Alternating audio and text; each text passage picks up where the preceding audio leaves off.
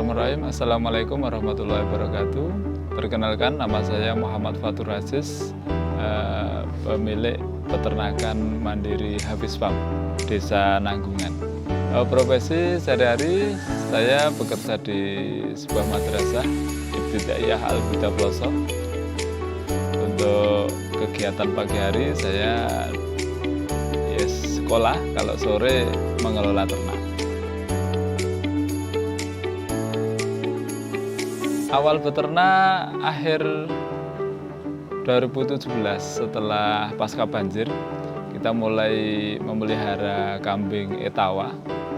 Tapi setelah ada pandemi kemarin, kita mencoba untuk beralih ke domba dan ternyata lebih nyaman memelihara domba, yang akhirnya saya lanjutkan sampai sekarang. Motivasi peternak mungkin saya hanya pengen belajar saja, Pak. Ya, jadi ketika melihat perkembangan teknologi yang semakin canggih saat ini, di mana banyak industri yang sudah menggunakan alat-alat yang serba modern, yang tentu banyak tenaga kerja yang harus dirumahkan karena faktor pandemi dan faktor mungkin ketidakcakapan menggunakan IT, sehingga saya merasa disinilah saatnya kita kembali ke alam untuk memelihara ternak, di samping juga mengikuti jejak Rasul. Jadi memelihara ternak sama halnya dengan mengikuti sunnah.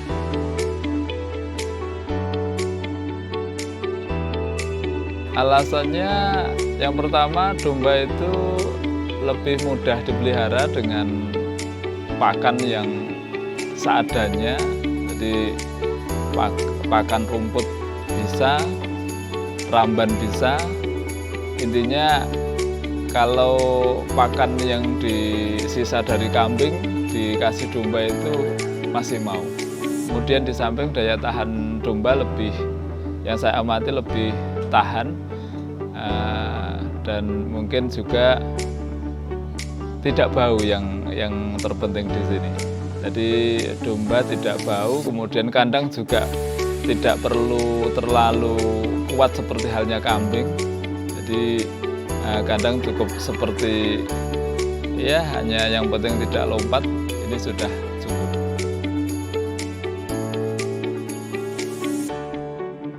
Memang saat ini kami melihat banyak sekali para pedagang yang kesulitan untuk mendapatkan anakan atau cempe, sehingga kebanyakan para pedagang yang besar yang datang itu kalau mau mencari domba ini mungkin hanya bisa didapatkan dari para peternak petani yang istilah Jawanya samben, sehingga ketersediaannya hanya terbatas. Nah, di sini kami pengen ke depan nanti paling tidak kalau ada secara jumlah kuantitas yang banyak, nanti kita bisa mengirim ke luar kota dengan patokan harga yang nanti bisa lebih stabil dan lebih menguntungkan.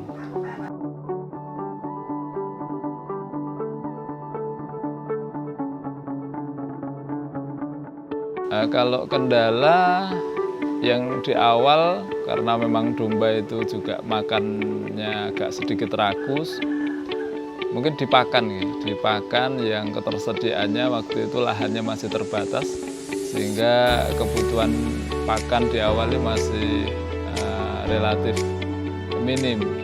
Tapi seiring dengan perjalanan waktu, kami berusaha untuk bagaimana membuka lahan baru, memanfaatkan lahan-lahan para petani yang tidak diolah, kemudian kita sewa, kita buka, kita tanamilah rumput, dan alhamdulillah saat ini sudah bisa dibilang dengan kapasitas yang ada, kurang lebih 100 ekor ini, lahan yang ada masih sudah cukup lah.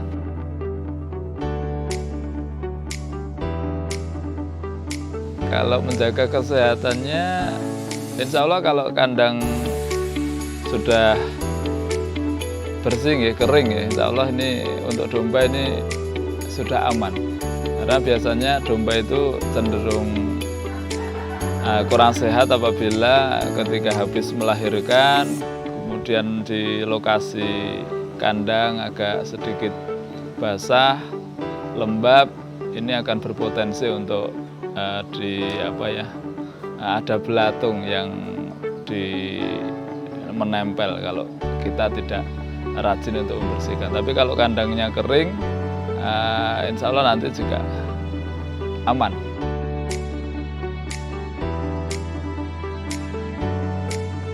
Rekayasa pakan sebenarnya hanya pola untuk mengawetkan saja.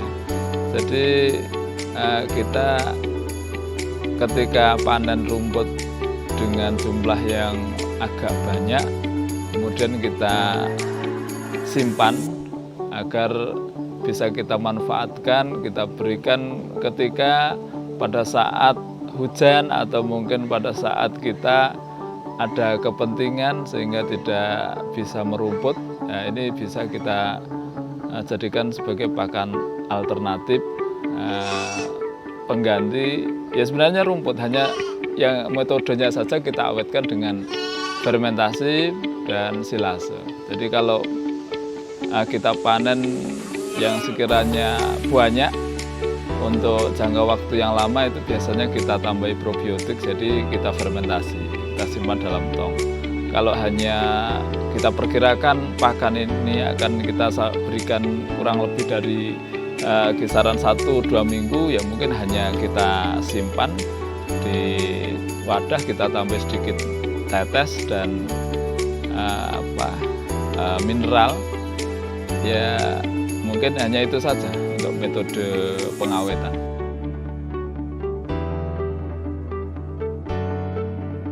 Kotoran sebenarnya ini kita hanya memanfaatkan probiotik untuk peternakan.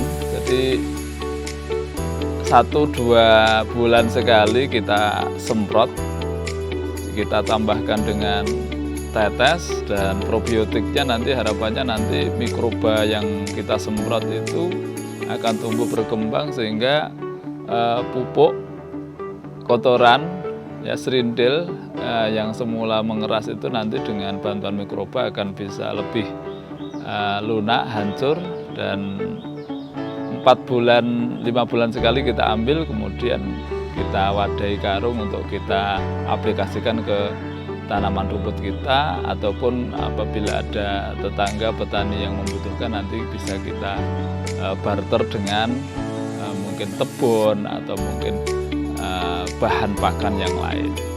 Jadi sifatnya pengolahannya ini akhir dari ternak, awal untuk lahan rumput, akhir dari rumput kembali kita berikan kepada ternak.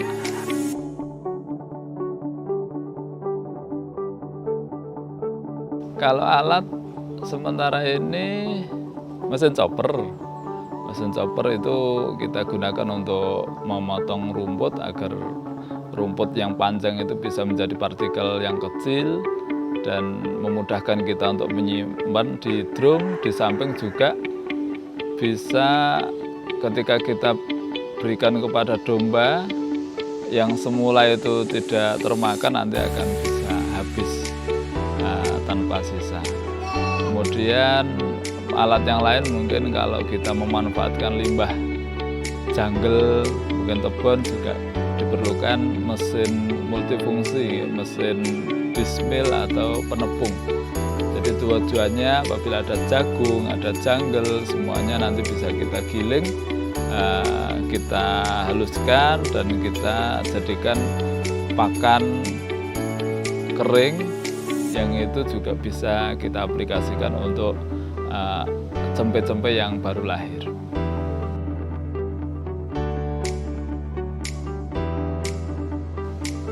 Kalau pengembangan ternak, barangkali karena kita memelihara makhluk hidup, yang tentu makhluk hidup tersebut butuh makan, ya kita prioritaskan lahan dulu.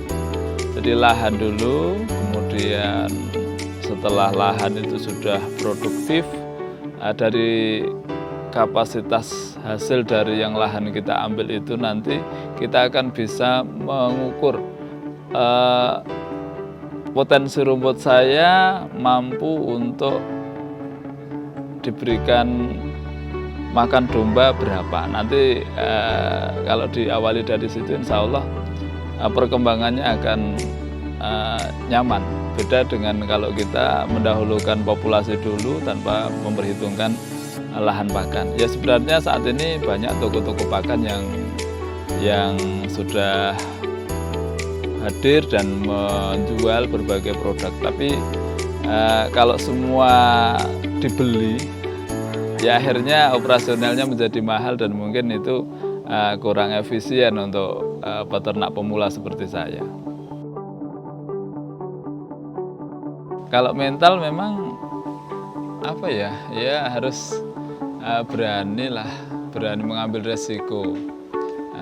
Seperti misalnya kalau kita atas ketidaktahuan kita mungkin juga pernah terjadi keracunan, domba yang sakit kemudian akhirnya mati.